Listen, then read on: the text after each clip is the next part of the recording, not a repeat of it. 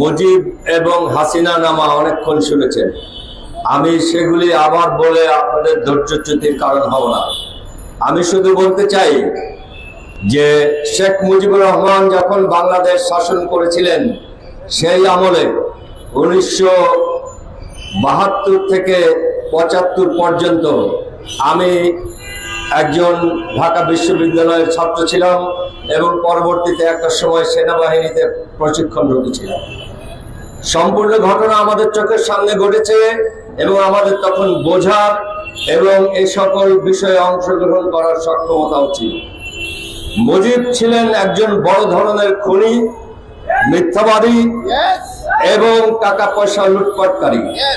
মুজিবের হাতেই তার বংশের এই প্রতিপত্তি সৃষ্টি হয়, যেটা হাসিনা ব্যবহার করেছেন।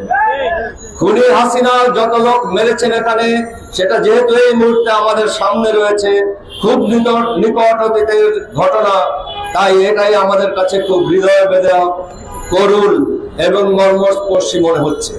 কিন্তু চিন্তা করুন, শেখ মুজিব মাত্র 2 বছরে 3 বছরে বাংলাদেশে 40,000 উপরে মানুষ খুন করেছে।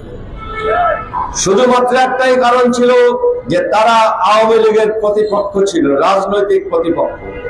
রাজনৈতিক প্রতিপক্ষকে খুনের যদি কোনো চ্যাম্পিয়নশিপ দিতে হয়, সেটা দিতে হবে খুনি হাসিনার পিতা শেখ মুজিবুর রহমানকে।